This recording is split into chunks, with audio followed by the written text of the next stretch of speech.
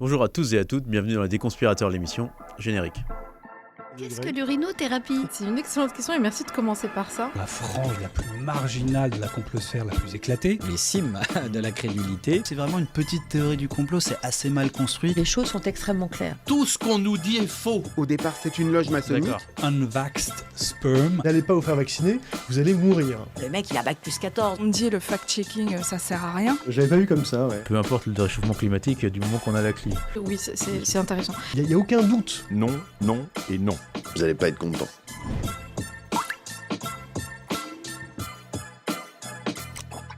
Vous le savez, chaque émission est l'occasion pour Rudy, Tristan et moi de nous plonger dans la complosphère pour vous aider à y voir plus clair. Bonjour Rudy. Bonjour David. Bonjour Tristan. Bonjour à tous. Alors le premier sujet dont nous avions envie de parler cette semaine, c'est ce fameux label de l'information qui a été lancé par le président de la République et qui a suscité et qui suscite encore au moment où on se parle une polémique hallucinante dont certains expliquent qu'on est en train de mettre en place un ministère de la vérité ou une vérité officielle, un label Macron. Alors juste pour faire un peu de journalisme, puisque c'est notre métier, qu'a dit exactement le président de la République le 19 novembre dernier à Arras ? Il a dit qu'il voulait tout faire pour que soit mis en place un label afin de distinguer les réseaux et les sites qui font de l'argent avec la pub personnalisée et les réseaux et sites d'information. Ça, c'est la première chose. Et ensuite, il a précisé immédiatement, ce n'est pas à l'État de dire « ceci est une information, ceci n'en est pas » ou « ceci est vrai ou faux », car si on devient une autocratie, alors on reviendrait en arrière de 10 cases. Voilà ce qu'a dit le président de la République. Et en fait, ce que propose Macron, c'est une labellisation faite par des professionnels. C'est une idée qui a émergé aux alentours de 2018 chez RSF, qui est en lien avec le Journalism Trust Initiative, voilà, c'est ça, qui avait été porté par Christophe Deloire à l'époque, qui est toujours porté par RSF aujourd'hui, et qui a été repris dans les États généraux de l'information en 2021, et qui est donc une idée qui est portée par le secteur de la presse. Alors pourquoi il y a cette polémique, selon vous, Rudy et Tristan, et qu'est-ce que ça signifie, qu'est-ce que ça raconte de notre rapport à l'information et finalement à ce label ? Alors d'abord, le JTI, le Journalism Trust Initiative, c'est une certification qui est basée sur un certain nombre de critères. N'importe quel média peut se faire certifier. Sur base du volontariat. Sur la base du volontariat, c'est ça que je veux dire. Et son dossier, ses réponses sont examinées par des cabinets indépendants qui accordent ou pas le label en fonction de critères qui relèvent de la transparence des financements, de l'indépendance, de la déontologie, du respect de la déontologie, de l'identité etc. des propriétaires, des sources de revenus, de la transparence aussi sur l'identité des propriétaires, la source des revenus et les mécanismes de correction aussi de l'information. Voilà, donc c'est un vieux sujet. L'idée, c'est de dire, à l'heure des réseaux sociaux, comment on fait pour distinguer entre une information vraie ou fausse. L'important, c'est la source. La source, c'est pas qu'elle est au-dessus de la critique ou parfaite, c'est qu'elle est garante d'une forme de fiabilité en raison de ses pratiques, de la manière dont elle produit l'information. Oui. Voilà, c'est ça qui est le critère décisif. C'est moins le vrai du faux Absolument. que c'est à qui on peut non pas croire aveuglément, mais à qui on peut faire raisonnablement confiance. Il y a c'est aussi ça, quelque chose dans le JTI qui est la rectification systématique des erreurs qu'on peut faire. Ça peut résonner avec certains conspires qu'on connaît bien. Voilà, ça, effectivement, les médias de presse généralistes, sérieux, professionnels, ils font ça. Quand ils commettent une erreur, ils reviennent dessus, ils expliquent pourquoi, ils s'excusent et ils essaient de faire en sorte de plus que ça se reproduise plus. Ce que ne font évidemment pas les médias, les pseudo-médias dits alternatifs, dits de réinformation, etc. Mais ce qui est intéressant, c'est que c'est un média de réinformation qui prend beaucoup de liberté avec les faits, puisque notamment il écrit des choses absurdes et fausses sur nous. C'est Logim qui est à l'origine du lancement de cette polémique. Parce que, tu l'as dit... qui a été fondé par Jean-Yves Le Gallou. Le GIM, ça a été fondé par Jean-Yves Le Gallou, c'est animé par un dénommé Claude Cholet, qui n'est pas connu du grand public, qui est l'ancien dirigeant du GRES, c'est-à-dire un think tank rattaché à la Nouvelle Droite, d'Alain de Benoît, enfin c'est le Club de l'Horloge, tout ça. Oui, OGIM, juste pour précision, c'est l'Observatoire du journalisme, supposément. Oui. Ouais. Et des médias, je ne sais plus, Logim. Bon. Ce qui est intéressant, c'est que Logim, il faisait partie, Claude Cholet en l'occurrence, nommément, des médias souvent d'extrême droite, qui était représenté à l'ambassade de Russie à Paris le 11 novembre 2019 à la rencontre de Sergueï Lavrov, donc le chef de la diplomatie russe. Ouais. Je rappelle qu'il y avait quelques médias d'extrême droite, plus André Berkov, et je me souviens aussi Olivier Berruyer, Sky de Thinkerview, voilà. Donc on parle de ça, on parle de médias qui se font la courroie de transmission d'une propagande d'État, d'une ingérence étatique souveraine en France hostile. C'est très clair. Donc voilà. Et ce qu'a vu le journaliste Raphaël Grabli, c'est que c'est le GIM qui a lancé cette polémique à partir du 24 novembre, c'est-à-dire 5 jours après les propos tenus par Emmanuel Macron. Incroyable, oui. Et puis on a vu effectivement la viralité, mais absolument folle, qui a irrigué d'abord, il y a une sorte d'ébullition d'abord en ligne, et qui évidemment a été repris par tous les médias Bolloré, pour parler assez simplement, et aussi qui a eu un énorme portage politique de premier plan, du côté LR et du côté RN, évidemment. Ah bah c'est vraiment l'union des droites, là. Ouais, là pour le coup, oui, là la passerelle s'est faite directement.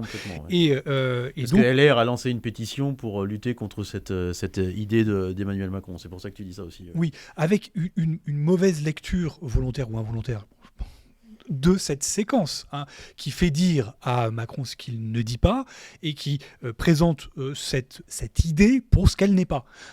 C'est quelque chose qui préexiste depuis des années déjà, qui est déjà en place, si on parle du projet qui a été poussé par RSF. Et puis, on a des milliers de médias internationaux qui ont déjà fait ce petit processus volontaire pour récupérer ce label, tout simplement. Il y en a plus de 2000. Oui, il y a plus de 2000. Ce label qui n'enfreint rien de particulier, c'est juste un label qu'on affiche, qu'on le souhaite ou pas, ça ne fait pas un tri du vrai ou du faux, ça fait simplement un tri sur ceux qui sont plus ou moins transparents, sont plus transparents que les autres et qui respectent un minimum de règles, encore une fois, de transparence, de déontologie, de méthodologie. C'est un truc de base. Si on ne l'a pas, ça ne veut pas dire que ce qu'on dit est faux. Il y a plein de médias qui ne l'ont pas. Ils vivent très très bien aujourd'hui. Donc c'est une fausse polémique, mais qui a été montée et qui a été clairement instrumentalisée pour des motifs politiques. Et ça dépasse très largement la droite et l'extrême droite. C'est quoi les motifs politiques, avec ton avis ? C'est Macron. C'est viser Macron. Si c'était quelqu'un d'autre qui l'avait dit, il n'y aurait pas eu cette même charge. Il faut rappeler ce qui est dit. On explique que c'est la mise en place d'un ministère de la vérité, que c'est une dictature, etc.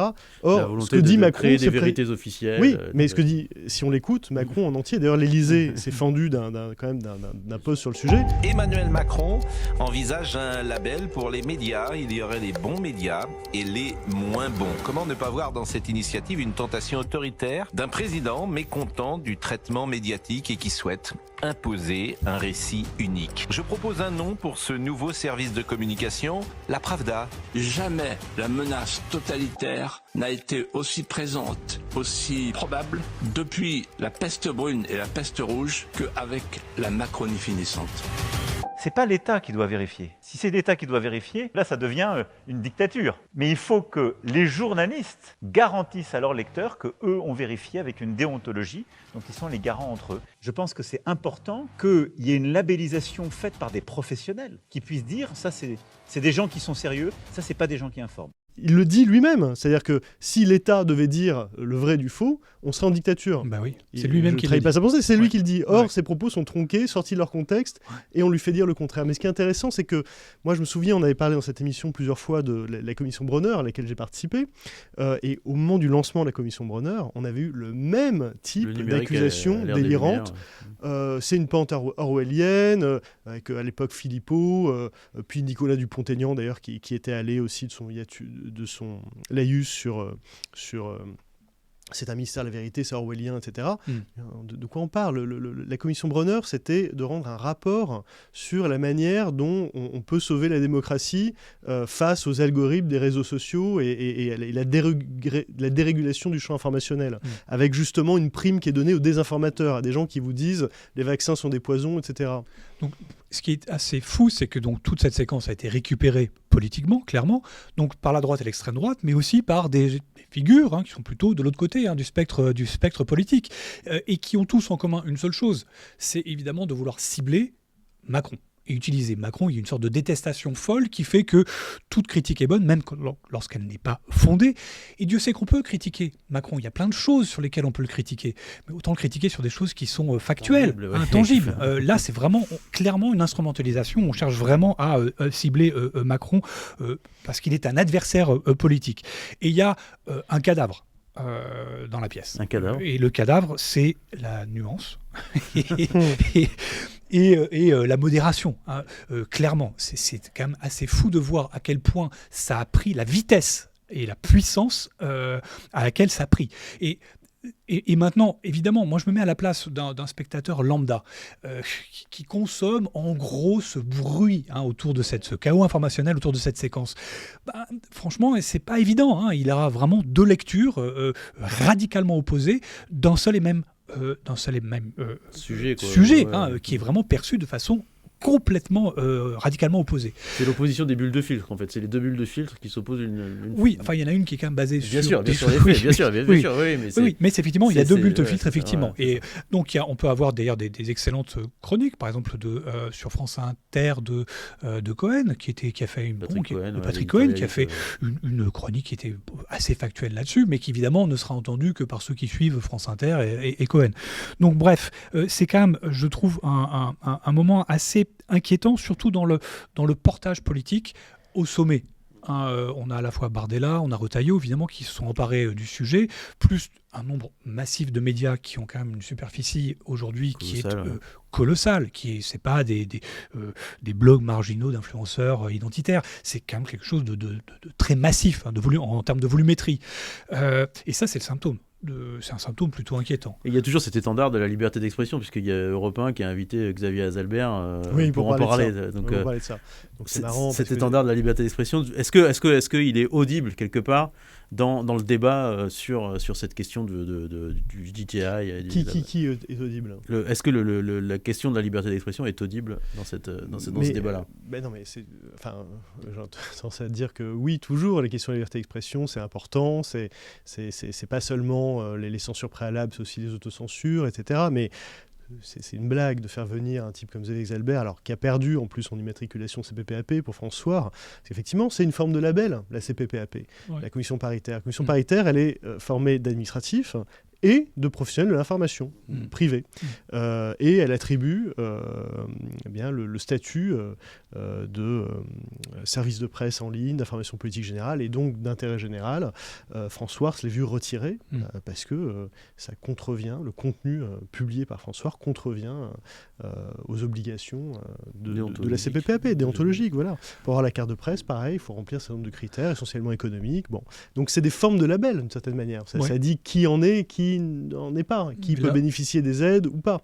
Mais, et en plus, ce qui est rigolo, c'est que Azalbert a trouvé le moyen, même sans doute involontairement, de dire encore une bêtise, une chose fausse au micro d'Europe 1, en l'occurrence, en expliquant que comprenez, aux États-Unis, c'est très important la liberté d'expression parce que c'est l'article 1er de leur constitution, alors que nous, c'est l'article 11. Ils confondent l'article 1 de la Constitution américaine et le premier amendement à la Constitution américaine, qui n'a rien à voir. Donc, c'est pas grave. Là, pour le coup, c'est véniel par rapport à ce qui sort d'habitude. Mais voilà, c'est rigolo. Et il n'est évidemment pas corrigé sur le plateau d'Europe 1. Alors, juste un parallèle sur les États-Unis. La paille, la poutre. On a cette polémique chez nous, mais il faut voir ce qui se passe là-bas. On a un site qui a été lancé tout récemment sur le site officiel de la Maison-Blanche qui s'appelle Media Offenders. Donc c'est en gros les médias coupables, littéralement de désinformation. Et il y a une liste de médias. Il y a un Hall of Shame qui est présenté sur cette page avec CBS News, CNN, MSNBC et encore d'autres qui présentent en gros les médias qui ne sont pas fiables, qui sont des médias trompeurs. C'est le mot employé, les médias trompeurs. Et en l'occurrence, c'est plutôt des médias fiables par rapport aux médias pro-Trump qui sont accrédités à la Maison-Blanche aujourd'hui. Mais là, on a une labellisation par la Maison-Blanche, en les qualifiant de trompeurs, d'une liste de médias libres américains. Bon, ça, c'est une vraie dérive potentielle qu'on pourrait peut-être qualifier, tend vers un ministère de la vérité. Bien sûr. Donc quand on voit ça aux États-Unis, qui est une réalité, on n'entend pas les Retailleau et les Bardella dire regardez ce qui se passe là-bas, mon Dieu, il ne faut pas qu'il y ait ça chez nous. Et se jeter sur ce faux sujet, qui n'en est pas un, encore une fois, ça dure depuis des années. Vas-y. Un bémol quand même. Ça peut le devenir, ce sujet, parce que effectivement, si demain, l'essentiel des médias fiables sont labellisés par le JTI, ça déplacera la question de qui dit qui est fiable. La question, c'est pas qu'est-ce qui est vrai, qu'est-ce qui est faux, mais qui est fiable. Et si, effectivement, ce sont des cabinets indépendants, d'accord, mais qui sont chargés d'attribuer ou pas ce label, quelle est la voie de recours ? Ceux qui ne l'ont pas vont dire, mais attendez, pourquoi puis qui vous a installé juge de cela, etc. Donc, moi, je dirais que c'est un outil, ce label ou ces labels, parmi d'autres, de la meilleure régulation du système informationnel. Ça ne va pas être le seul. Voilà. Ce n'est pas exclusif d'autres outils. Il y a un outil majeur qui est le DSA, c'est-à-dire le Digital Services Act, qui doit obliger les plateformes à juste respecter la loi commune européenne et donc française. Pour l'instant, il a produit très peu d'effets, ce DSA. On sait qu'il y a une enquête ouverte sur X depuis décembre 2023. Pour l'instant, ça va peut-être arriver, mais il n'y a pas de sanctions sur X, alors que X, on le sait, on le voit, on le documente, viole la loi européenne à peu près quotidiennement. Et surtout ne donne même pas le sentiment d'essayer de régler le problème. Et puis le deuxième point, c'est une proposition qu'on avait faite dans justement une des recommandations du rapport Bronner, rendu en janvier 2022, qui était de dire on a déjà la loi de 1881 sur la liberté de la presse, pas la peine d'y toucher. Il y a un article 27 dans cette loi qui pénalise la diffusion délibérée de fausses informations qui peuvent éventuellement troubler l'ordre public. Ça existe dans notre droit, ça n'a jamais été abrogé. Simplement, c'est tombé en désuétude. Et pour l'activer, cet article 27, il faudrait qu'un procureur, que le parquet s'en saisisse et ouvre des poursuites. Nous, ce qu'on demandait dans le rapport Bronner, c'était simplement d'ouvrir à la société civile et aux ONG, en l'occurrence, qui dans leur objet social luttent contre la désinformation, eh bien, la possibilité d'ester en justice sur ce fondement-là.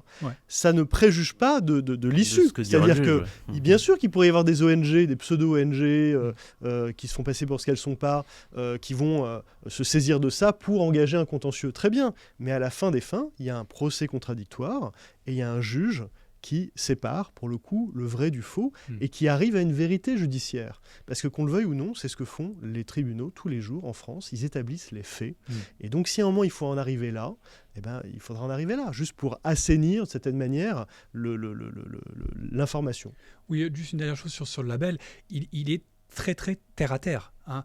Il va vraiment essayer d'établir, il y a une sorte de registre, c'est presque un QCM, de est-ce que vous vous identifiez en note de bas de page sur votre site web, est-ce que vous êtes transparent sur qui vous finance, c'est plus des choses comme ça, c'est pas une estimation à la louche, c'est quelque chose d'assez terre-à-terre et qui est plutôt fonctionnel plus qu'autre chose. Le rapport des États généraux de l'information disait la chose suivante: les critères de labellisation ne doivent pas juger le contenu des articles et reportages, mais veiller à la qualité du processus de fabrication de l'information, transparence des capitaux, temps et moyens pour produire articles et reportages, rectification systématique des erreurs. Voilà. C'est vraiment un QCM très, très basique à la base. Il n'y a rien de qualitatif sur le contenu, rien du tout. J'ajouterais qu'il y a un système de label qui existe, qui s'appelle NewsGuard. NewsGuard, ils font des enquêtes journalistiques sur les médias et ils établissent, d'ailleurs ils refont régulièrement, ils mettent à jour, mais ils appellent même les médias concernés. Oui, ils font une enquête. En orange ou en rouge, ils les appellent, ils leur demandent pourquoi ils n'ont pas fait ci, et ainsi de suite. Et des fois, ça améliore. Ils ont une grille d'évaluation, exactement, et puis ils enquêtent sur les médias pour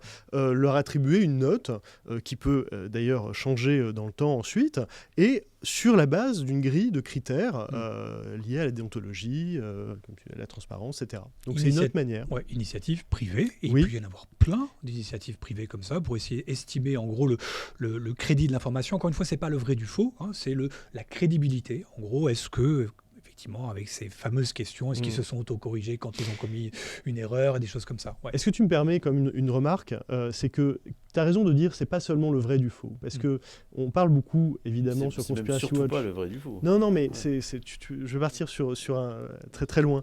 On parle de complotisme. Le complotisme, c'est pas toujours lié à de la fausse information. Ouais. C'est ça qu'il faut bien avoir à l'esprit. Quand on a sur CNews Ksenia Fedorova, l'ancienne patronne de RT France, c'est-à-dire un média de propagande pro-Kremlin, financé, contrôlé directement par le Kremlin, par Vladimir Poutine, pour être très clair.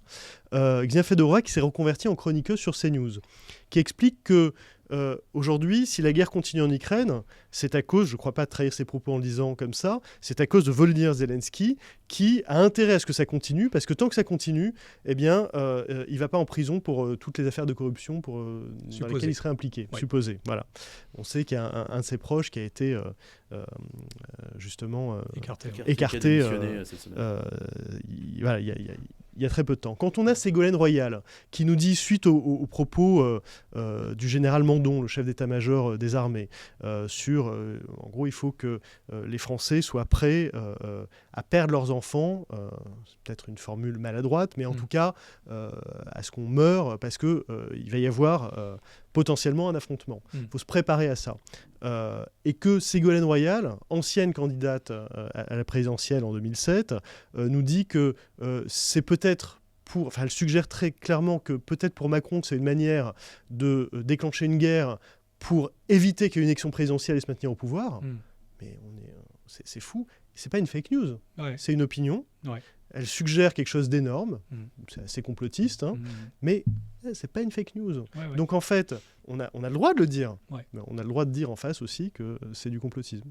Oui, non, effectivement, l'opinion n'est pas forcément une fake news. Mais l'opinion peut être complotiste. Ça, on le voit assez régulièrement. D'ailleurs, c'est souvent le cas. J'ai envie de dire, c'est souvent le cas. Et d'ailleurs, ces opinions sont souvent formulées sous forme de questions aussi. Tiens, j'ai un dernier exemple, parce que c'était récemment, et ça parle encore des médias Bolloré. Ils ont fait une soirée il y a quelques jours. C'est CNews, 25 novembre, organisé par le JDD. Voilà, au Dôme de Paris. On a eu plein de gens, y compris des politiques. Philippe de Villiers, qui explique qu'en France, il existe un parti sarrasin. Quand même, un parti sarrasin, c'est de l'opinion. C'est une opinion contestable, on peut la critiquer. C'est pas une fake news. C'est-à-dire, c'est une vision de l'esprit, quoi. C'est son avis à lui, ça renseigne sur sa vision du monde. Bon, il a le droit de le dire, on est en démocratie. Mais en face, on a le droit de dire que c'est pas loin du racisme, par exemple. Alors, ça fait une transition assez bien trouvée par rapport à l'autre sujet dont on voulait parler cette semaine sur faut-il débattre ou non avec les complotistes, en référence à ce débat qui a eu lieu entre Idriss Aberkane, Aurélien Duchesne et Xavier Titelman sur la chaîne d'Aberkane à propos de la guerre en Ukraine. Le débat était intitulé faut-il croire LCI à propos de la guerre en Ukraine, et je sais que tous les deux vous êtes très opposés à cette idée d'aller débattre avec les conspirationnistes. Est-ce que vous pouvez expliquer pourquoi et pourquoi ça pose problème de débattre avec eux ? Non, et puis ça, il faut reboucler aussi avec la proposition qui nous a été faite par Mike Borowski de Géopolitique Profonde de venir débattre. Et moi, j'avais répondu à sa proposition, pas pour lui parler à lui, mais essentiellement pour expliquer aux gens qui nous suivent pourquoi on ne va pas débattre chez les conspis. Mais parce que, d'abord, ça laisse entendre que on va chercher ensemble la vérité et que le débat va être loyal. Alors moi, je ne crois pas que les conditions soient réunies. Ensuite, c'est une manière de cautionner ce qu'ils sont. Et je crois que c'est une mauvaise politique que de le faire. Et ensuite, je crois que la balance bénéfice-risque, elle penche en faveur de non, il ne faut pas débattre sous cette forme-là. Moi, j'ai le sentiment que ce qu'on fait à Conspiracy Watch, c'est de toute façon participer au débat public. Donc, d'une certaine manière, on participe à un débat. On est d'accord avec nous, on n'est pas d'accord avec nous, on peut nous critiquer, etc. On n'est pas obligé de se réunir dans la même pièce où par visio, par webinaire, pour échanger des arguments sous une forme spectacularisée. Ça, c'est une forme très particulière du débat. Le débat public, il y en a eu avant la télé, avant la radio. C'était par colonne de presse interposée, on se répondait par édito. C'est un peu ce qu'on fait. Et voilà, et on peut nous critiquer, on peut critiquer les autres. Et c'est ça la démocratie, tant que ça ne dépasse pas, évidemment, ça ne relève pas du cyberharcèlement ou de la diffamation. Bon. Moi, je crois pas. C'était Stephen Jay Gould, je crois, paléontologue, qui disait si vous mettez en face de moi un militant créationniste, je suis pas sûr de pouvoir gagner en débat. Et pourtant, les faits sont avec moi, les faits sont de son côté, les faits scientifiques. Quelqu'un qui remet en cause la théorie de l'évolution, bon, c'est un discours idéologique, tout ce qu'on veut. Il aura peut-être le dessus en débat public, mais il n'en aura pas raison pour autant. Donc il n'y a pas de rapport en fait entre le fait d'être vainqueur dans le débat et le fait d'avoir raison. Ouais. Je disais que la balance bénéfice, je finis là-dessus, la balance bénéfice-risque, je pense qu'il y a un trou de souris où elle est favorable au débat, c'est-à-dire où on peut éclater les complotistes, parce qu'un complotiste, il peut toujours être mauvais débatteur, ça peut arriver, il peut se liquéfier, voilà. Mais je pense que dans l'immense majorité des cas, c'est soit stérile, soit contre-productif. Stérile parce qu'en fait, on s'aperçoit très vite qu'il n'y a pas de discussion réelle possible, discussion authentique possible. Je pense que hors micro et hors caméra, c'est possible. Moi, ça m'est arrivé. Je l'ai fait avec des complotistes vraiment affirmés, voilà. Mais au moins, il y avait cette entente préalable qui était que on est d'accord sur nos désaccords, on est d'accord sur le fait qu'on n'est pas d'accord, mais qu'au moins on est sincère dans notre approche, quoi. Voilà. Mais avec des gens qui sont des propagandistes, qui font de l'argent avec les désinformations, je ne crois pas que ce soit possible. Et je crois que c'est finalement contre-productif parce que ça leur donne la possibilité de dire regardez, on a gagné, on est les plus forts. Là, le dispositif, il faudrait l'analyser, mais dans lequel Aberkan a affronté, entre guillemets, Xavier Titelman, respectivement, et Aurélien Duchesne, qui sont deux experts pour LCI sur notamment les questions militaires et de défense, et donc qui commandent souvent la guerre en Ukraine. C'est un dispositif qui était très favorable à Aberkan. Pourquoi ? Mais parce que d'abord, quand on voit la manière dont c'était disposé, il était légèrement en surplomb. Eux étaient dans une sorte de KGB à deux comme ça. Ensuite, ils étaient 2 contre 1. Ah oui, 2 contre 1, c'est tout ça. Oui. Donc, il y a le côté, regardez, je les prends à 2. Ensuite, leur micro, le son n'était pas génial. Mais ça, admettons, ils n'étaient pas dans la même pièce. Donc, potentiellement, toutes les manipulations sont possibles. Moi, je ne sais pas si Aberkan, il n'avait pas une équipe ou des gens qui lui glissaient des choses sur son écran ordinateur en face de lui. Enfin, c'est invérifiable. Donc, les conditions d'un débat authentique ne sont même pas réunies. Et ensuite, comme on était sur sa chaîne, il n'y avait pas d'animateur qui distribuait la parole. C'était lui qui distribuait la parole, donc il était à la fois juge et partie. Et surtout, il a fait comprendre à ces deux invités qu'il était sur sa chaîne et qu'il était maître sur sa chaîne. Ça revient quelquefois. Et dès le départ, il les met en situation, il joue à la fois au professeur et au juge, au procureur. C'est-à-dire qu'il leur pose des questions, il dit comment vous définissez votre champ d'expertise, quelle est votre définition. Enfin, il joue au prof. Et c'est très déstabilisant parce qu'eux sont venus pour parler de la guerre en Ukraine et ils se retrouvent à devoir répondre à des questions sur le champ de leur expertise, à devoir donner des gages, à montrer patte blanche, à devoir prouver à Aberkan qu'ils sont experts. Alors qu'eux sont pour le coup experts sur LCI. Là, on parle de quelqu'un quand même qui s'est illustré et à nombreuses reprises en matière de désinformation et de désinformation complotiste, qui est un complotiste revendiqué, Aberkan quand même. Il explique depuis des années qu'il est fier d'être complotiste, raison, etc. Les complotistes ont toujours raison. Donc, et dont les diplômes sont sujets à caution, en plus. En tout cas, parce qu'il y a un cas de plagiat assez avéré. Voilà, et puis après, c'est même pas une question de diplôme. Il y a plein de gens qui sont très diplômés, qui sont débiles, des gens qui sont moins diplômés et qui le sont pas du tout. Donc, c'est même pas ça, moi, mon sujet. C'est ce qu'il dit dans l'espace médiatique depuis des années. Pardon, j'ai trop parlé. Non, pas du tout. Mais franchement, c'était pénible. C'était pénible à regarder. C'était frustrant, pénible à regarder. Évidemment, parce que tout était haché, il y avait des interruptions régulières, donc c'était pas du tout un véritable échange. Mais dans ce type de dispositif, la confrontation est profondément inégale. Pour une raison simple, c'est que d'un côté, on a des gens qui sont contraints par les faits, contraints par l'établissement des faits et d'être bordés dans ce qu'ils disent par rapport à la vérité, par rapport aux enquêtes qu'ils ont pu faire, par rapport aux data qu'ils ont entre les mains, et de l'autre, quelqu'un qui ne l'est pas, qui n'a pas de limite particulière. Donc il est plus open bar d'un côté, et de l'autre contraint par les faits, la réalité des sujets pour lesquels ils sont experts. Deuxième chose, c'est ce type d'affrontement, c'est en fait un affrontement d'agilité rhétorique. Ça se réduit à ça. C'est pas du tout tout ce type de confrontation. Systématiquement, lorsque c'est présenté comme ça se réduit en fait à qui c'est qui a la plus grande agilité oratoire. Point. C'est tout. C'est pas une qualité de fait. Il y a des gens effectivement qui sont des experts sur leur sujet, mais qui ont du mal à le livrer de façon, j'allais dire, charismatique à l'antenne. Donc c'est aussi une confrontation de charisme quelque part. Et donc rien à voir avec l'établissement réel des faits, ou une confrontation de point de vue basée sur une réflexion et des faits. Bon. Donc c'était profondément inégal, et c'est effectivement très frustrant. On a un côté effectivement à Rennes, et je suis d'accord avec Rudy sur le fait qu'on a en général plutôt à perdre d'aller dans ce type d'affrontement public en ligne, même s'il y a une tradition américaine qui elle est plus, j'allais dire, plus ouverte à ce type de confrontation, et qui peut parfois donner des choses assez marrantes à voir, pour ce que moi j'en observe. On a quelques-uns qui se jettent dans l'arène et qui vont aller chez l'ennemi ou chez ceux qui sont vraiment des gros désinformateurs, mais ça nécessite de leur part d'être des gens qui ont la même agilité oratoire et rhétorique. Donc c'est spectaculaire parce qu'ils ont des capacités, encore une fois, de charisme, de captation de l'image et de la caméra, qui fait qu'ils arrivent parfois à mettre un coin dans le discours de la personne qui est en face. Mais ça reste malgré tout de l'arène, du spectacle. Oui, vas-y. Tu vois, le champ sémantique que tu utilises, l'arène, le spectacle, ça fait penser au débat comme un duel, d'accord ? Je ne sais pas si vous vous rappelez de ce film de Ridley Scott il y a quelques années, Le Dernier Duel.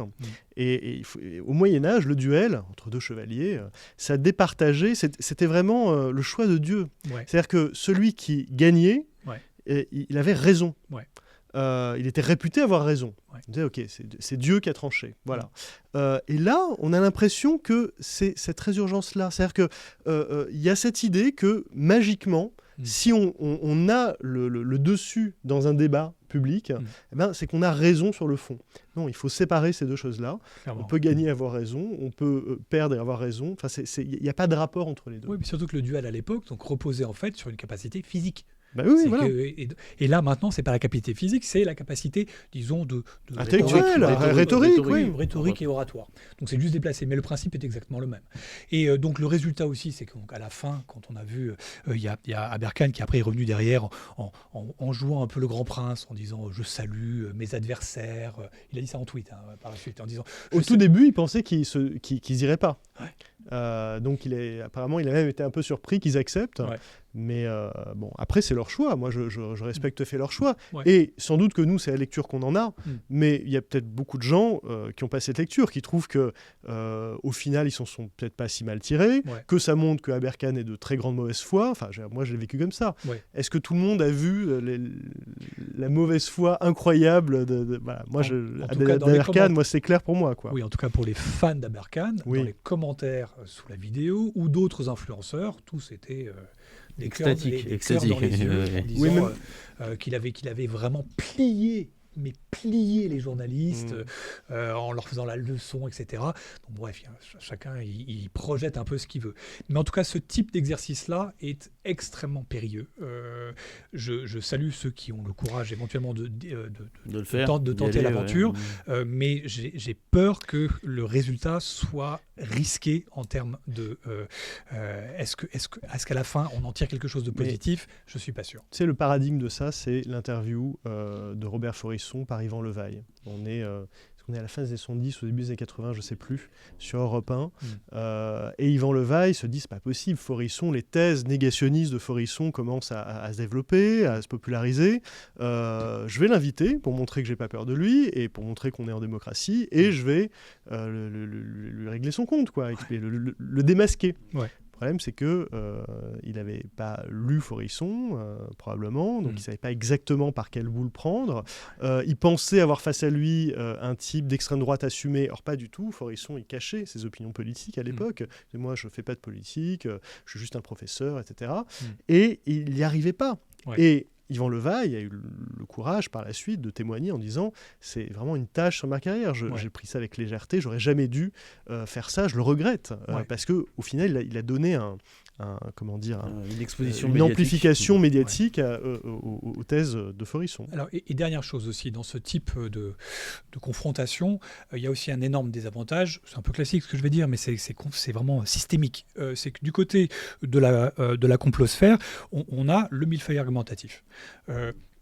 Ils connaissent, entre guillemets, ils ont une masse référentielle, fameux millefeuille argumentatif, de micro-sujets, de micro-détails, de micro-références qui sont claquées, décontextualisées, fausses, etc., qu'ils peuvent déverser en ligne. Et la personne en face n'est pas en capacité. Elle ne peut pas être en capacité de démonter chacune de ces fausses informations ou informations décontextualisées. Mais décontextualisées. ça fait partie d'un dossier qu'ils ont eux-mêmes monté. C'est-à-dire c'est une sorte de dossier alternatif de l'affaire qu'ils entendent traiter. Et c'est indémontable. À l'oral, c'est indémontable. C'est impossible de le faire. Techniquement, en termes de temporalité, on ne peut pas s'arrêter sur chacun des petits sujets qui ouvriraient des chapitres gigantesques. Donc, mécaniquement, il y a un désavantage structurel, systémique dans la posture l'affrontement qu'on pourrait avoir avec quelqu'un qui a une posture complotiste. Ce millefeuille argumentatif est probablement l'une des choses les plus efficaces, parce qu'encore une fois, si moi-même j'étais face à quelqu'un qui me sort 15 petits points spécifiques sur quelques sujets que ce soit. T'en connaîtras quelques-uns sur les théories du complot, mais il y en a peut-être un ou deux sur lesquels je pourrais réagir, sur les autres je ne pourrais pas. S'il me dit « Ah bon, vous ne pouvez pas réagir sur ce point-là, vous ne connaissez pas vos sujets », c'est mort. Instantanément, c'est mort. Donc, encore une fois, c'est structurellement, on est en déficit, structurellement, on est en inégalité structurelle dans ce type de confrontation. Parce que nous, on est contraints à même quand on parle ici, on fait attention, on essaye du mieux qu'on peut. Donc, on se borde énormément dans ce qu'on raconte. Il y a beaucoup de choses qui me passent par la tête que je ne dis pas dans ce micro-là. Parce que je me bride en me disant, il faut quand même que je fasse gaffe à ce que je dis, soit dans un corridor relativement sérieux. Et donc, je suis beaucoup plus bridé que quelqu'un qui serait totalement... Qui serait au café du commerce, en fait. Qui serait libéré de toutes ces contraintes-là et qui peut passer d'un sujet à l'autre avec des formules stylistiques, des sautés, faire la sauterelle sur les sujets, et en passant sur des choses qui sont relativement floues, grises, fausses, décontextualisées. Moi, je suis contraint. Donc, mon cerveau, le CPU, ma capacité même intellectuelle à un moment X, elle est bridée par rapport à quelqu'un qui a lâché totalement les brides de la limitation de ce qu'il peut invoquer dans la conversation. Allez, on va faire la sauterelle et on va partir aux États-Unis avec moi un psychodrame qui m'a soufflé, j'avoue, parce que Candace Owens, l'influenceuse Candace Owens, conspirationniste qu'on connaît bien ici, a lancé une information, une fake news selon laquelle le couple Macron aurait diligenté un projet d'assassinat contre elle. Alors on aurait pu croire que cette fake news de Candace Owens, après celle déversée sur le Covid, le vaccin, les dinosaures, les homosexuels, les juifs ou l'Ukraine, aurait pu entraîner avec elle la complosphère. Et alors là, qu'est-ce qui s'est passé ? En fait, la complosphère ne la suit pas. Alors comment on peut analyser pas toute la complosphère, comment on peut analyser cette espèce de schisme qui est en train de se passer devant nos yeux, et qu'est-ce que ça raconte selon vous de cet univers conspirationniste ? Peut-être qui veut commencer ? Moi, Rudy, allez, vas-y. Moi, je me suis fait un peu de soucis pour Alain Soral, quand même. Tu te fais des soucis pour Alain Soral ? Je m'en suis fait. Là, ça va mieux. Mais parce qu'à un moment, je l'ai vu arriver sur notre terrain et parler comme on aurait pu parler. Oui, ça n'a pas duré longtemps. Ça n'a pas duré longtemps, c'est-à-dire qu'il a commencé à expliquer à ses amis de géopolitique profonde que non, là, il fallait arrêter les délires et que ce que sort Candace Owens est complètement... Alors, il faut rappeler quand même ce qu'elle dit. Elle dit qu'il y a une unité composée de gendarmes du GIGN français, plus un Israélien, parce que ça fait toujours bien, qui est chargé de l'assassiner. Elle et Xavier Poussard. Xavier Poussard, qui est ancien soralien, qui est maintenant à son compte, complètement désavoué par Soral. Soral, c'est une longue histoire de rupture, comme ça. Vincent Lapierre, il a failli un moment avec Dieudonné aussi, mais bon. Toujours est-il que Candace Owens nous explique aussi que Charlie Kirk a été assassiné par quelqu'un qui se serait entraîné avec la 13e demi-brigade de la Légion étrangère française. Voilà. Donc là, il y a effectivement des gens dans la complosphère, notamment Alexandre Juvin-Brunet. Alors est-ce que c'est parce que c'est un ancien militaire et qu'il y a des limites à la critique de l'armée? C'est peut-être lié à ça. Mais en tout cas, qui disent non, là, faut arrêter les bêtises. Dans sa dernière vidéo très récente, là, Candace Owens, elle suggère même que Brigitte Macron est allée aux États-Unis pour tuer Charlie Kirk. Hein. Oui, et puis elle a aussi développé des idées sur le fait que Turning Point USA serait peut-être aussi co-responsable de l'assassinat de Charlie Kirk. Voilà, donc il faut bien réaliser le délire complet dans lequel elle est. Elle est vraiment toute seule. Mais sur Géopolitique Profonde, j'ai une vidéo de Mike Borowski où il dit, vous vous rendez compte, les dissidents, on est quand même visés, c'est à la vie, à la mort, etc. Quand même, Candace Owens, elle a des enfants, elle devrait faire attention. Enfin, on est vraiment dans un monde parallèle, quoi.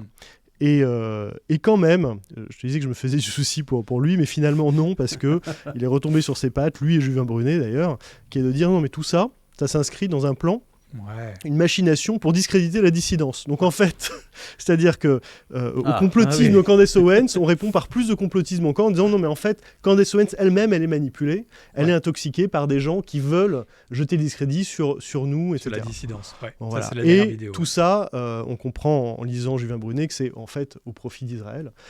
Parce que on retombe sur nos sinon il y a un truc qui cloche. Donc voilà, l'obsession de ces gens quand même.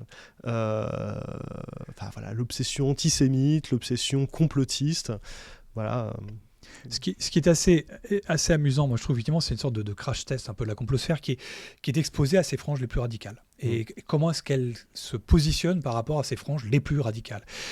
Pour ce qui est de Candace Owens, elle est vraiment le symptôme du rabbit hole qui est propre en fait à tout, j'allais dire, profil complotiste. C'est que on va commencer peut-être sur des sujets un peu généraux, mais si on reste dans cette mécanique-là, inévitablement, on va de plus en plus profondément.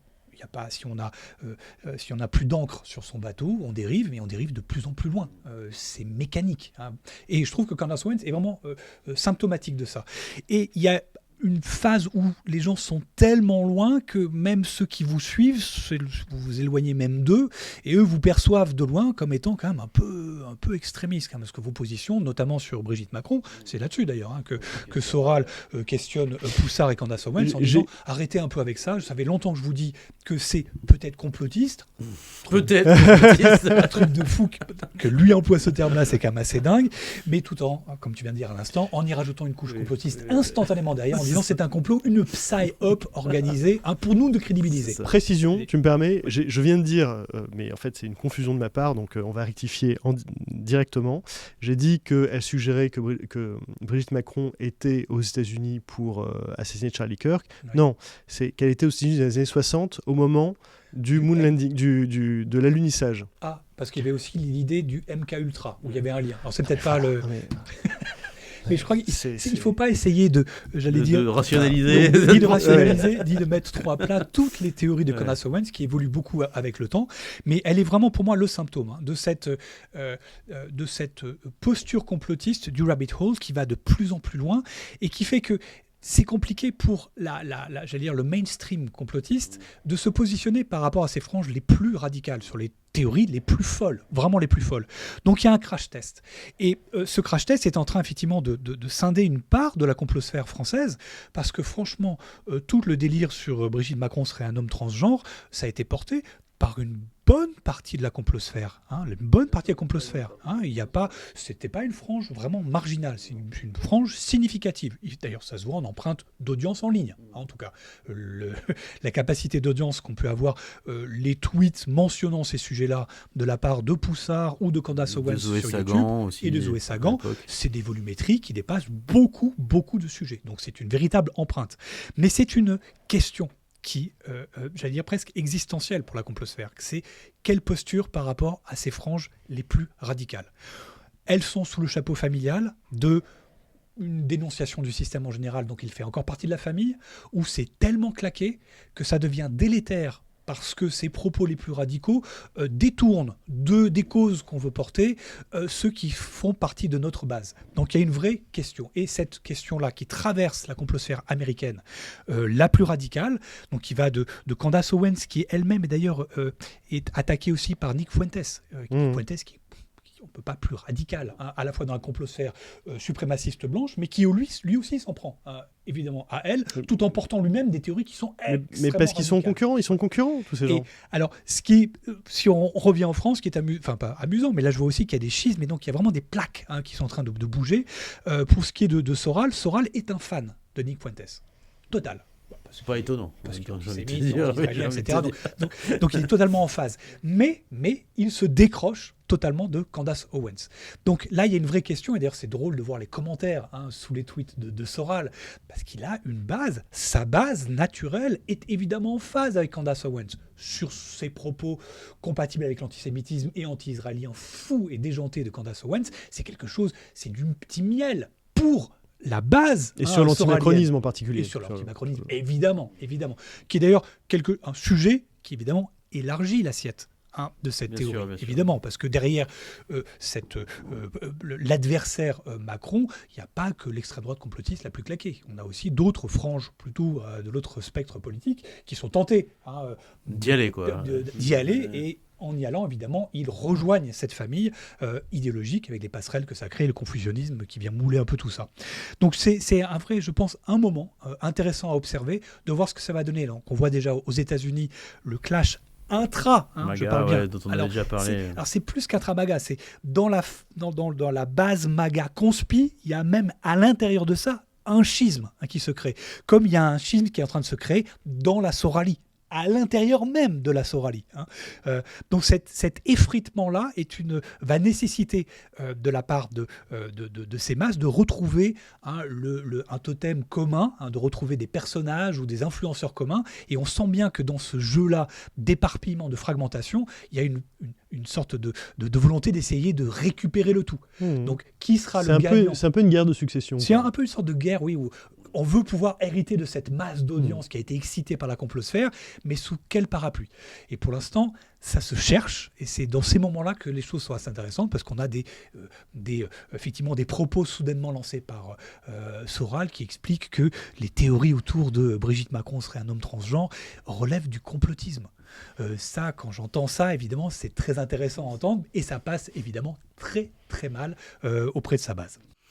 Alors, si les théories autour de Brigitte Macron sont un peu complotistes selon Alain Soral, qu'est-ce qu'il pourrait dire de The Edge of Disclosure, Tristan ? C'est un documentaire que tu as repéré qui raconte que les États-Unis auraient récupéré la technologie alien, et stupeur, dans ce documentaire, le ministre des Affaires étrangères, Marco Rubio. Raconte-nous un petit peu. Oui, alors c'est pas moi qui l'ai découvert, parce que ça a été couvert par absolument tous les médias américains, enfin pas tous, mais une bonne partie des médias américains. C'est d'ailleurs ça que je trouve absolument dingue. Alors, ce pseudo-documentaire qui est sur Prime Video, voilà, a bénéficié d'une couverture média comme j'en ai jamais vu pour ce type de documentaire, dont la thématique centrale est ce que tu viens de dire. C'est qu'en gros, les Américains, l'administration, les militaires américains auraient en leur possession de la technologie alien, voire des organismes biologiques extraterrestres. Ok, donc ça c'est la thématique générale. Et on cacherait même la vérité au président, c'est ça, Et qu'on cacherait les vérités aux différents présidents successifs. C'est quand même le thème principal. Alors, c'est très deep state quand même. Ça fait quand même très deep state. Alors, c'est basé, et c'est salué par certains médias, c'est ça qui est fou, je reviendrai un peu là-dessus, mais c'est basé sur une trentaine de témoignages d'experts, d'anciens experts, de gens qui ont des titres ronflants, mais qui sont les leurs, de gens qui sont des anciens départements de la défense, qui ont eu des postes significatifs, qui ont fait des témoignages au Congrès, devant un parterre d'élus, en disant en gros la même chose. Tout ça, c'est des propos rapportés, toujours. C'est toujours, j'ai entendu dire que... C'est jamais j'ai vu, je sais, je valais les documents. C'est un peu le hold-up des aliens, quoi, ce que tu es en train de ce documentaire. Effectivement, c'est un peu le hold-up, c'est un bon parallèle. Et donc, ce documentaire qui a généré, je crois, la bande-annonce juste sur le réseau a généré plus de 20 millions de vues. Donc, juste le départ, l'allumage. Et puis après, on a retrouvé donc l'auteur de ce documentaire qui s'appelle Dan Farah, qui a été invité par tous les médias sans aucune distance critique. Alors, normalement, évidemment, et sans surprise, sur Joe Rogan, ça c'est normal. Okay. Sur Fox News, je comprends. Mais après, on le voit passer sur CNN, sur le plateau de Jack Tapper, qui est pourtant un journaliste reconnu, respectable. J'ai regardé tout l'interview. Aucune distance critique, aucune. C'est-à-dire de dire, en gros, lui sortir le micro en disant c'est incroyable ce que vous nous racontez, qu'est-ce qu'on vous a dit, qu'est-ce qu'on vous a rapporté, etc. Aucune distance critique. Il a eu des articles dans Variety, il est couvert par CBS, enfin bref, plein de médias américains qui en fait relayent le fait qu'il a fait un travail documentaire salutaire, efficace, en donnant la parole effectivement à des nombreuses personnes qui ne sont pas des fous claqués de l'ufologie, mais qui sont des gens qui ont des titres ronflants, militaires, des anciens des administrations américaines, etc. Donc des gens qui ne sont pas forcément des menteurs, mais simplement peut-être des points de vue qui sont inorthodoxes, disons au pire des cas. Et tout ça juste pour dire que pour moi c'est quand même le symptôme de notre époque. Pourquoi tu dis ça ? Qu'un documentaire qui, pour moi, relève d'un documentaire qu'on retrouve depuis des années, qui pourrait passer peut-être sur YouTube, qu'on pourrait peut-être retrouver sur des documentaires vraiment dans le tréfonds des recherches sur Netflix ou des choses comme ça, récréatives, quoi, ou les trucs avec les pyramides construites il y a 10 000 ans, ou je ne sais pas quoi.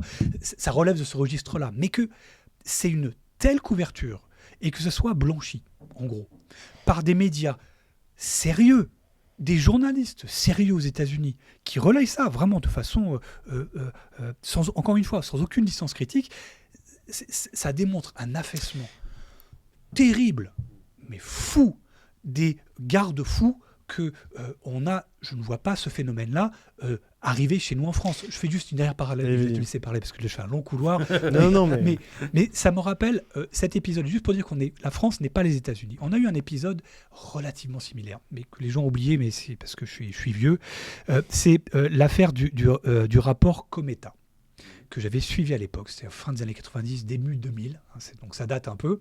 C'était un rapport qui avait été remis par un ancien du CNES et je crois un ancien de l'IHEDN, donc des anciens, qui s'étaient réunis dans une association de fait qui est devenue une petite assoce et qui ont produit un rapport qu'ils ont remis au gouvernement à l'époque et qui avait fait un total pchit. Et ce rapport, c'était comment, d'abord, de voir comment est-ce qu'on pourrait se défendre d'une éventuelle invasion alien, en gros, en faisant état de toutes les observations ovni qu'on a pu avoir, qui étaient inquiétantes, dangereuses, surprenantes, machin, et qu'il fallait que ça soit un sujet, et en disant d'ailleurs dans le rapport qu'il était crédible que ce soit des extraterrestres, donc c'est dans ce fameux rapport, et ce rapport a fait pchit. Il a été remis au gouvernement de l'époque, qui n'en a rien fait. Quelques médias en ont parlé pour dire, franchement, c'est claqué ce rapport, et ça s'est arrêté là. Ça, on met en perspective par rapport à ce qui se passe aux États-Unis avec ce docu, et on voit la distance culturelle et ce que peut permettre des garde-fous qui existent encore un peu chez nous. Pour combien de temps ? Je ne sais pas. N'insulte pas l'avenir. Parce qu'à l'époque, il y a 25 ans, il n'y avait pas de réseaux sociaux, il n'y avait pas Internet, donc ça pourrait revenir. Mais en fait, en t'écoutant, je me disais, mais en fait, ce que je comprends, c'est qu'il y a des médias de gauche et de droite qui ont servi la soupe à ce réalisateur, à ce docu. Je me demande si le complotisme ufologique, précisément parce qu'il n'est pas politique au sens partisan du terme, c'est pas un peu un dénominateur commun de tout le complotisme américain. On est de droite, de gauche, on se méfie de l'État fédéral, on se méfie de l'État profond, entre guillemets. Et si c'est pas un facteur, dans un pays qui est très polarisé, très divisé, finalement de cohésion. De cohésion sociale, c'est-à-dire d'une certaine manière, si on le conteste pas, y compris sur CNN, ce réalisateur, Dan Farah, c'est ça ? C'est peut-être aussi pour ça, pour dire, bon, mais finalement, on est quand même tous américains et on croit tous à Roswell, quoi, pour le dire de manière très caricaturale. Et voilà, je me dis, mais c'est inquiétant, parce que moi je préférerais que ce qui fasse consensus et ce qui fasse le socle de cohésion, c'est quand même des choses un peu plus informées, sérieuses, des connaissances scientifiques. Mais là, peut-être que ce mythe-là, ufologique, c'est le début d'un consensus national. La nouvelle unité américaine. Si c'est ça, si l'unité américaine se reforme là-dessus, on a du souci à se faire. Et puis, il faut dire qu'il y a Marco Rubio dedans. Marco Rubio, qui est donc l'actuel ministre des Affaires étrangères américain. Alors, il a été réinterviewé par Fox News sur son passage dans ce documentaire. Il a vraisemblablement essayé un peu de s'en distancier. Donc, il y a un léger malaise, vraisemblablement de sa part, en expliquant que c'était un interview qu'il avait donné il y a 2-3 ans déjà. Donc, ça datait un peu. Il était sénateur à l'époque. Il n'était pas encore en poste. Et puis, après, il y a une sorte de bouillie un peu confusionniste en disant je ne dis pas que c'est faux, mais je ne sais pas si c'est vrai. Mais ce qui est fascinant, mais l'aporie quand même magique de tout ça, c'est on a des gens qui sont aux affaires, qui ont le Congrès qui est de leur côté. Donc, s'il y a un État profond qui cache des choses, ils devraient pouvoir le savoir assez rapidement quand même. Non. Et ça passe comme une lettre à la poste. De la même manière, quand RFK Junior dit que le département de la Défense, une agence qui s'appelle la DARPA, envoie des chemtrails dans le ciel. On va dire, mais vous avez qu'à vous parler en fait avec le ministre des Armées américain, et puis peut-être qu'ils arrêtent. Mais c'est fou. Et ça... C'est comme si ça ne posait aucun problème à personne, que personne ne voyait le paradoxe de ça. Surtout venant d'un pouvoir qui dit, maintenant c'est la volonté qui est au pouvoir, on fait ce qu'on dit, si on veut arrêter les migrants, on les arrête. Donc quel est le problème ? Si vraiment on cache des choses, si vraiment l'armée américaine cache des choses au public américain, ce pouvoir-là, qui se targue d'être transparent, il devrait libérer les dossiers. Enfin... Surtout que Trump a été interviewé plusieurs fois sur Roswell, et à chaque fois, il a tortillé. Mais vas-y, qu'il lève ce qu'il a levé, s'il y a quelque chose. Allons-y. Comme si l'envie de croire était submergée tout. Oui, mais je crois que l'envie de croire est le moteur, en fait, essentiel. Le reste, on s'en fout. Et ce qu'il veut, c'est taper dans l'imaginaire. Enfin, en tout cas, pour Trump et l'administration américaine là-dessus, c'est de préserver le capital de cet imaginaire sans jamais y aller plus loin, parce qu'il n'y a rien derrière. Donc, il faut bien garder un peu ce mythe en suspension pour garder sa dynamique, quoi. Allez, un petit mythe dont tu nous as alerté, Tristan, juste avant l'émission, sur une petite brève autour de la façon dont les conspis se plaignent d'être shadowban par X. Oui. Leur terrain de jeu serait finalement plus un terrain si intéressant. Oui, alors en gros, il y a une sorte de petite psychose là depuis quelques semaines où on a pas mal d'influenceurs de la complosphère qui sont absolument convaincus que la plateforme X France réduit leur visibilité algorithmiquement de façon volontaire, donc ils sont ce qu'on appelle shadowban. Et pour ça, ils se sont tous appuyés sur le même site. Donc il y a un site qui est devenu viral un peu dans la complosphère française et américaine d'ailleurs, qui est un site particulier qui vous mettez votre identifiant Twitter et puis vous affiche une liste de limitations potentielles. Le site précise lui-même en dessous qu'il n'est pas fiable. Il dit c'est pas 100% sûr, c'est notre estimation, c'est écrit en tout petit en dessous. Mais bon, ça, il s'en passe. Et donc là, on a eu, je sais pas moi, donc Alexis Poulain là, qui a fait un tweet assez viral.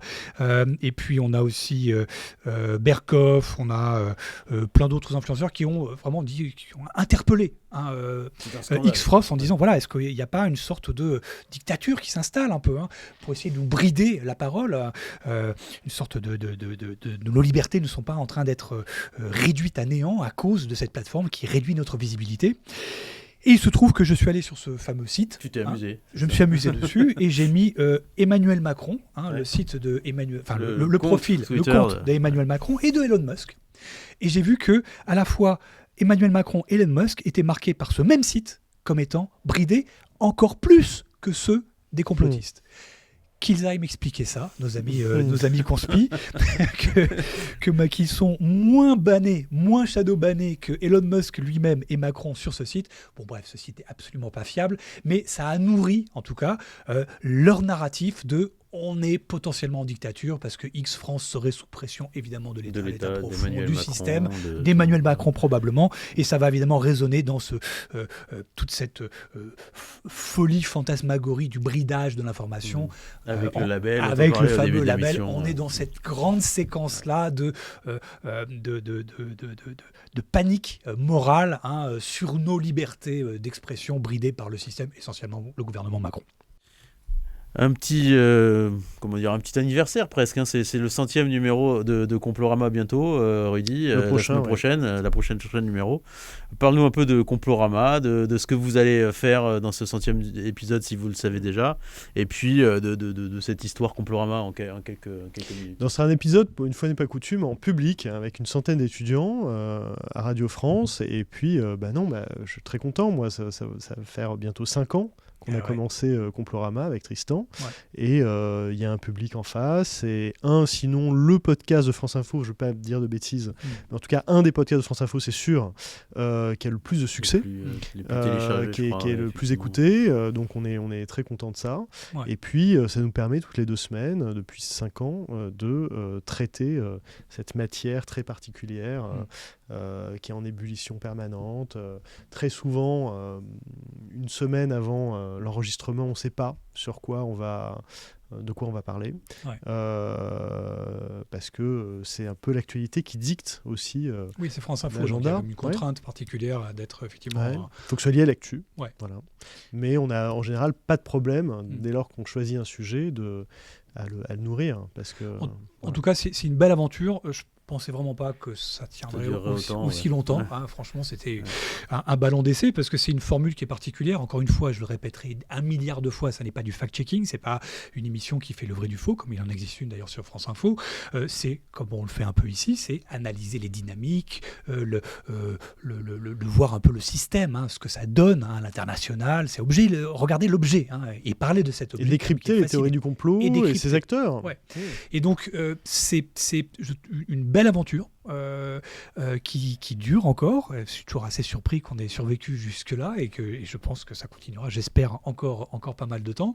Et on a bénéficié aussi pour Complorama, pour ceux qui nous suivent, mais je pense que ceux qui écoutent cette émission aujourd'hui suivent aussi relativement Complorama. Mais il y a un dispositif qui est assez particulier. On profite aussi de la logistique, France Info, en termes de recherche sonore, de mise en forme aussi, effectivement, de recherche, à la fois de recherche sonore, mais aussi de mise en forme générale. Donc on bénéficie quand même aussi de la logistique, France Info, qui est quand même franchement c'est une belle maison, faut dire, cette radio. Et puis dernière chose, je crois que Complorama, je pense probablement l'une des rares émissions du service public qui observe ces phénomènes-là de cette façon-là. Et je crois que c'est pour ça d'ailleurs qu'on nous garde, c'est qu'il y a peu d'émissions qui ont ce regard transversal, transdisciplinaire sur cette matière mouvante, toxique. Quel complotisme, ouais. Et donc voilà, cette 100e sera peut-être l'occasion pour nous de faire une sorte de sum-up des grandes articulations ou de ce qu'on a... les leçons qu'on a pu tirer de ces 5 années d'expérience de traitement de l'information à travers cette grille de lecture, et on verra ce que ça donne. Alors, tu parlais de Complorama, moi je vous conseille aussi l'écoute du dernier épisode de Réveillez-vous, sur une ancienne complotiste qui écoutait Soral en famille, qui regardait les vidéos de Soral en famille. C'est un témoignage passionnant, saisissant. Donc je vous engage à écouter ce podcast de Conspiracy Watch, Réveillez-vous. Cette émission réalisé par Héloïse Weiss et préparé par Victor Motin. C'est la fin de cette émission. Merci à tous les deux. Et puis ça a été réalisé comme à chaque fois par Martin Béraud. À très bientôt. Salut. Salut à tous. Merci.